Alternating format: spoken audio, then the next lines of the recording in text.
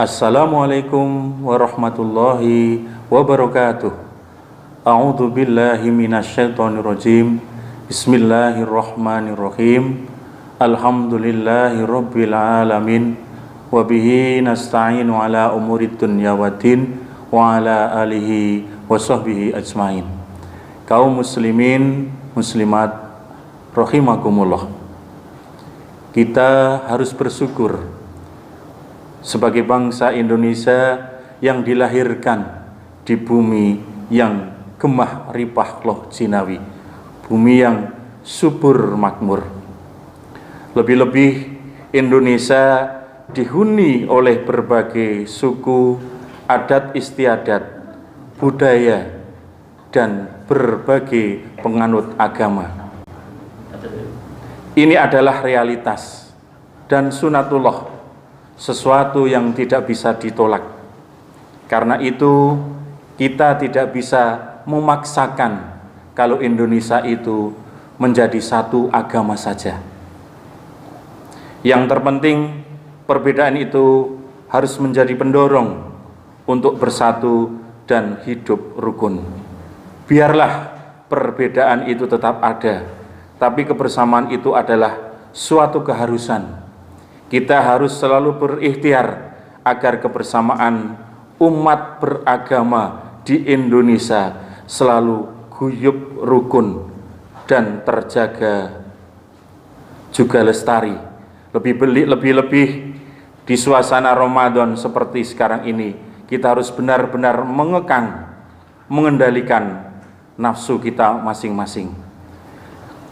Dalam masalah ibadah, Islam jelas dasarnya, lakum dinukum waliyadin, untukmu agamamu dan untukku agamaku. Karena ini adalah urusan individu masing-masing. Namun di luar ibadah kita bisa merajut kebersamaan antara umat beragama. Misalkan dalam masalah kemanusiaan, kebangsaan, pendidikan, kemiskinan, keterbelakangan, dan ketidakadilan, serta yang lain-lain, lebih-lebih berkaitan dengan penanganan wabah pandemi corona, bencana alam, atau yang lainnya. Bukankah Nabi Muhammad SAW telah bersabda, khairun nas anfa'uhum linnas, sebaik-baik manusia adalah yang paling baik bermanfaat bagi manusia sesamanya.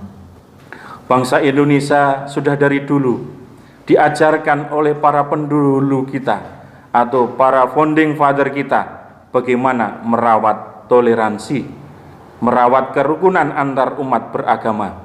Namun akhir-akhir ini kerukunan ini sedikit terusik karena ada yang berusaha memecah belah bangsa ini.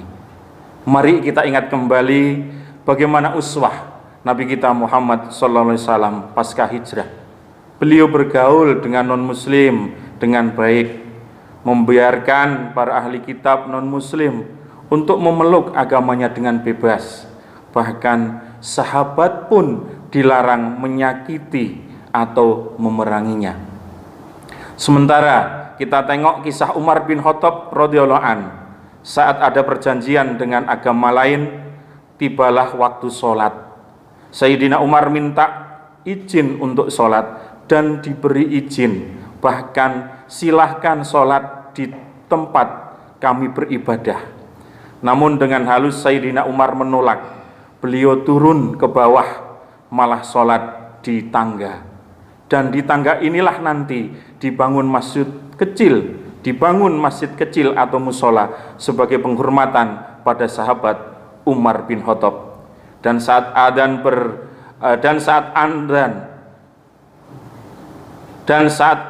pun di masjid kecil ini ternyata tidak dikumandangkan, sebab dikhawatirkan mengganggu aktivitas umat agama lain.